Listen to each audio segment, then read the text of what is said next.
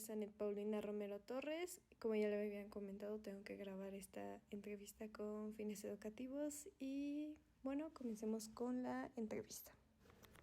Y ya está.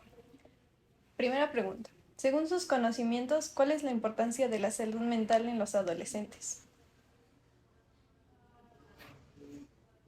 Hay un apartado de psiquiatría donde no solamente la salud mental de adolescentes se hace importante, sino que desde la infancia hay que informar sobre salud mental. De hecho, hay una subespecialidad que se llama psiquiatría, que es la encargada justamente de ver los trastornos mentales en niños y adolescentes. Número 2. ¿Considera que los adolescentes están en una etapa vulnerable? ¿Por qué? En general, siempre han estado en una etapa vulnerable. La adolescencia representa algo que adolece, algo que duele, algo que cambia. Entonces, el niño quiere ser adulto, o el adolescente quiere ser adulto, y a la vez no quiere ser adulto, ¿no? Está en la etapa de difícil transición. No puedo ser adulto porque no tengo los recursos, ni la capacidad, ni decisión, pero tampoco me puedo hacer que soy un niño. Entonces, sí es una etapa de dolores, ¿no? De dolores desde todo, desde lo hormonal, desde lo sentimental, de muchos aspectos. Sí representa como cambios, ¿no? Cambios fisiológicos y cambios psicológicos, que si no se saben de alguna manera encauzar, pueden llevar no solamente a algunos trastornos en específico, sino a varios. Número 3. ¿Cómo afectan los trastornos alimenticios en la salud mental?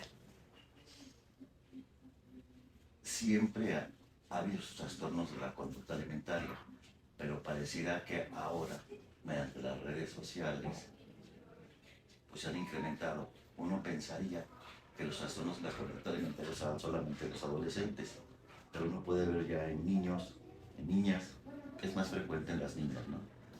Que las niñas se quieren vestir como adolescentes.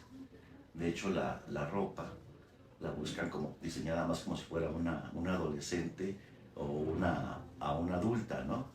Situación que no es, pues, para nada de acuerdo a la edad, tanto física como psicológica de la niña.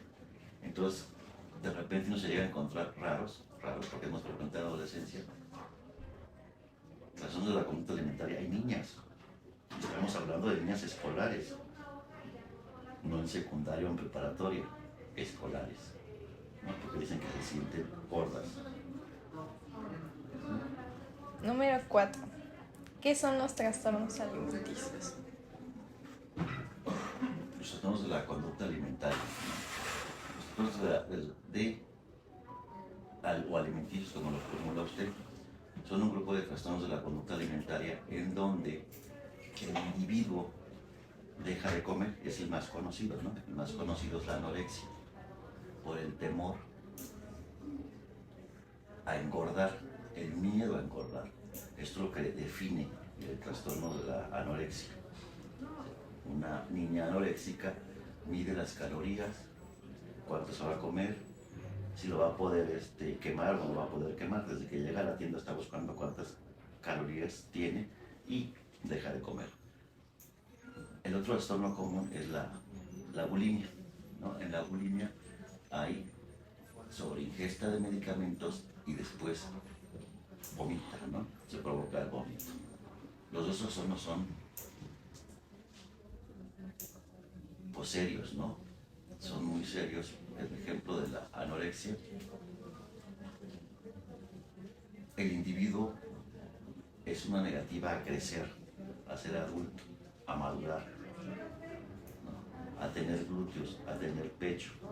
Entonces es un deseo de seguir siendo niño, pero no se da cuenta. Un deseo de estar siempre protegido. En nuestra zona alimentaria de tipo bulímico, ahí el peso se puede mantener de acuerdo a lo normal, peso normal o incluso por arriba, ¿no?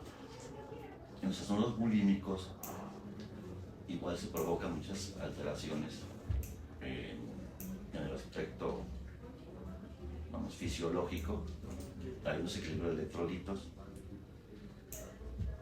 se pueden provocar úlceras, erosiones en el esófago al provocarse el vómito, pérdida de esmalte, al provocarse el vómito, introducirse dedos, generalmente es el más frecuente es dedo. Entonces, el médico debe de ver si hay algunas lesiones de que se provoca el vómito al introducir el dedo y raspar con los dientes. En el caso de la anorexia, pareciera que es un poco más como psicótico el asunto. Digamos, la paciente o la adolescente es casi un hueso y se sigue viendo ante el espejo demasiado gorda, ¿no? Al tocar algún pliegue de su cuerpo, dice, estoy muy gorda, ¿no? Entonces, psicológicamente representa como si estuviera más fuera de la realidad la anorexia que la bulimia.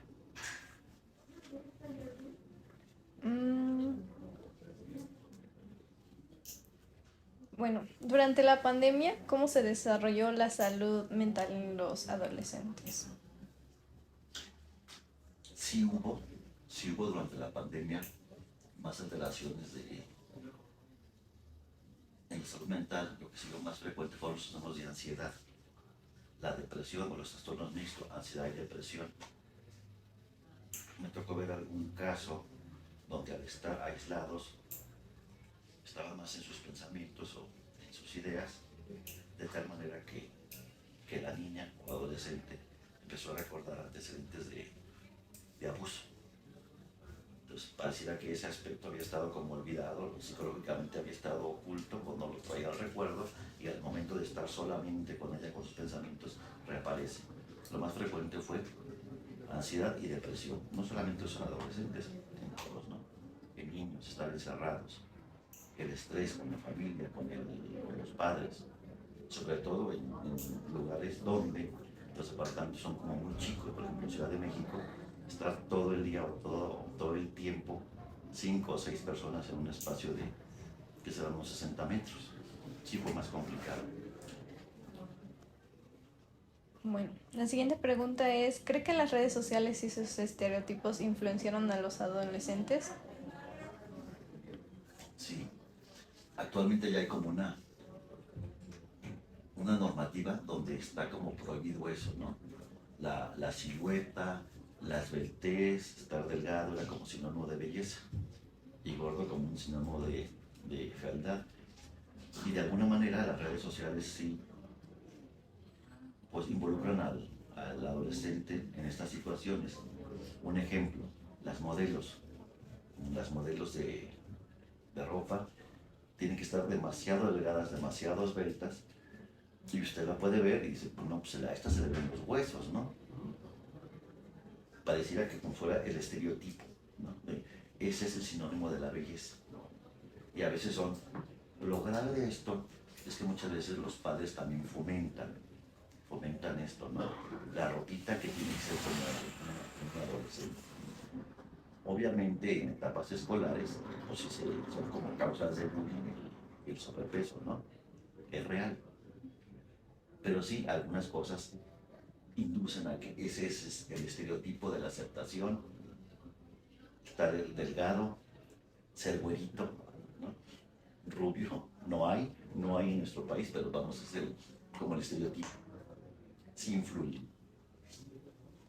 Bueno, ¿piensa usted que crecieron estos estereotipos durante la pandemia o siguieron como antes? Siempre han estado, lo que sucede es que ahora se hicieron como más evidentes. Okay.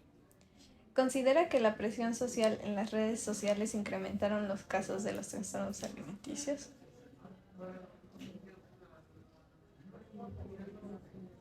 Es curioso, ¿no? Es curioso porque, aunque hay como más información en las redes sociales, no es nada más de que ahora te metas a un libro, ahora el individuo puede acceder a informarse, pero muchas de las veces la información que se obtiene en las redes sociales es falsa. Entonces, de alguna manera sí influye, ¿no?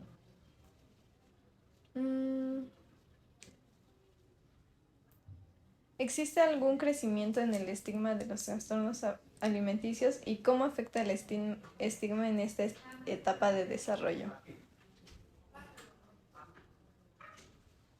Fíjese que últimamente es como mejor aceptado el tener un padecimiento. Un trastorno mental es como cualquier otro padecimiento, como ser hipertenso, ser diabético, ¿no?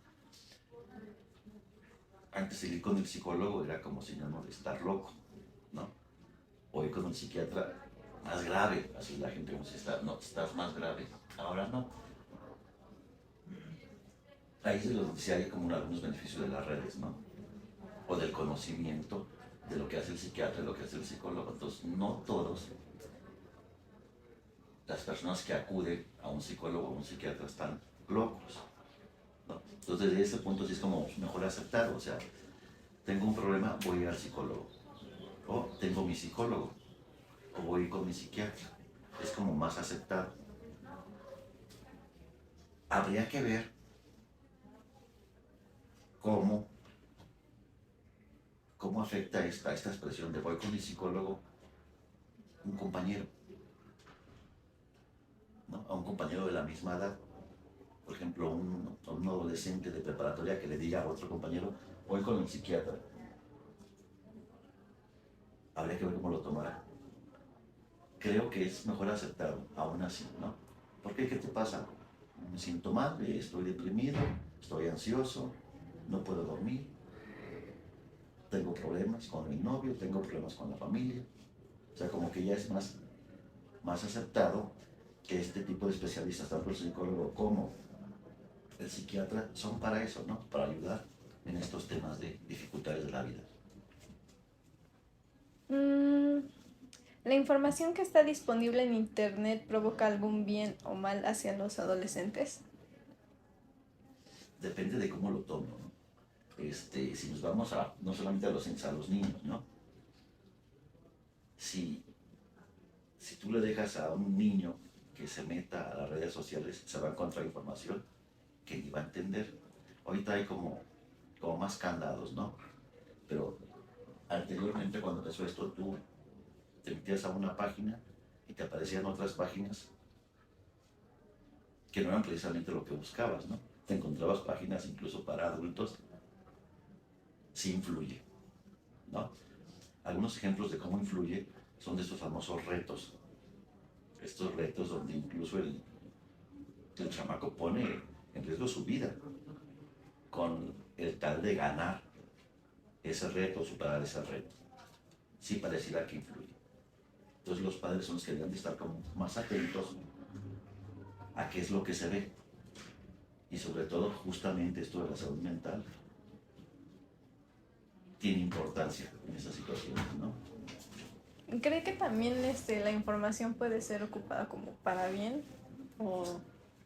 Yo creo que sí, ¿no? El problema es que en Internet todo el mundo puede opinar. Tengas o no tengas razón, tú puedes opinar y es válido. No hay como mejor sitios tipo de referencias médicas, psicológicas, donde sí se tenga la información adecuada.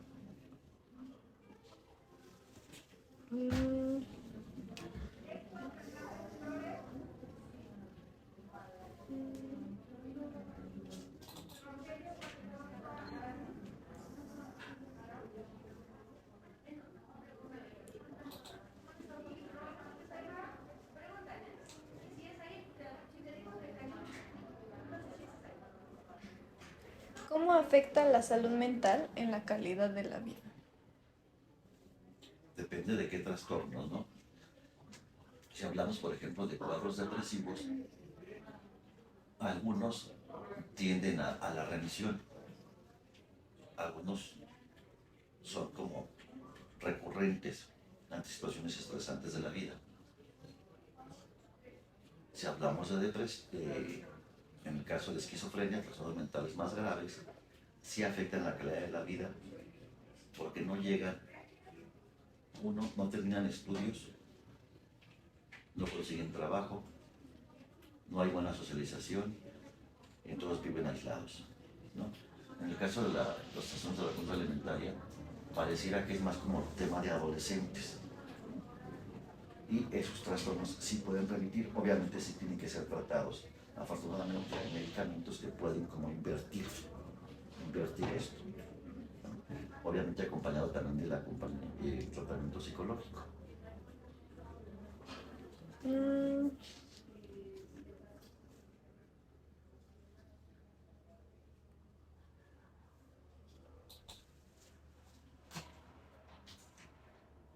¿Cuáles son los comportamientos de riesgos que tiene un paciente con un trastorno alimenticio?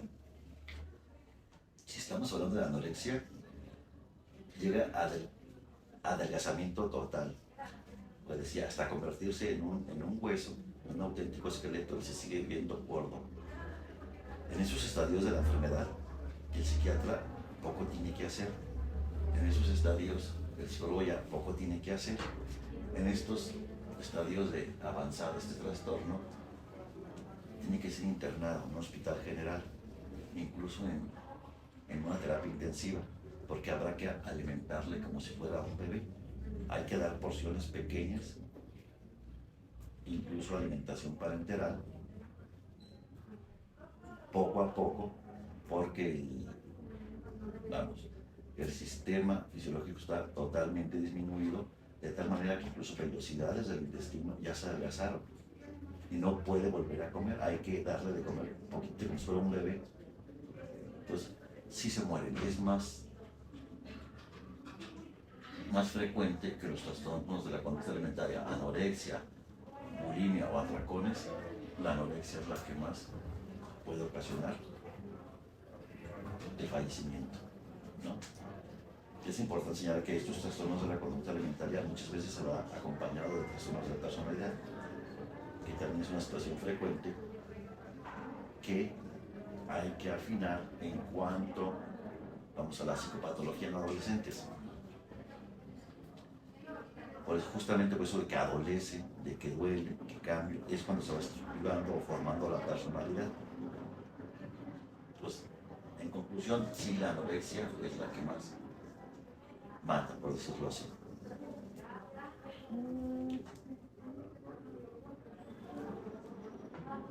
¿Cómo se puede desarrollar la autoestima en adolescentes para que no se vean influenciados por redes sociales? Yo creo que fundamentalmente es la comunicación, ¿no? La comunicación en la familia. Si existe una familia disfuncional con muchos conflictos, ¿no? Decimos, con alta emoción expresada, es con enojo, con ira, con violencia, con agresiones psicológicas o físicas en algunas familias, afecta la autoestima porque es lo que ve. Entonces habría que trabajar desde la familia, ¿no? El hacer sentir al individuo que es aceptado, que es querido, que es amado y que por algo está ahí y que la familia está para protegerle, cuidarle, ¿no? Nutrirle y desarrollar esos valores de confianza, de amor, de aceptación desde ahí, ¿no? ¿Cuál es su punto de vista acerca de la informática en Internet sobre los TCA y cómo afectan a la salud mental?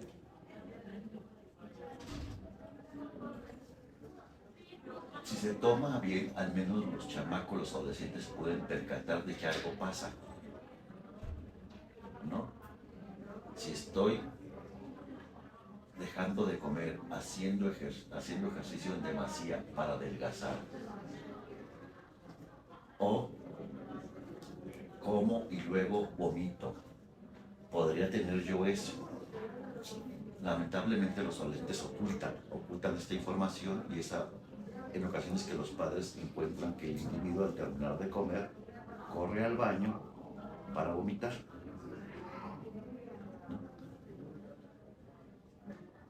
Sí es importante entonces que la familia esté enterada de qué sucede con el adolescente. Y bueno, pues esas son todas las preguntas. Gracias.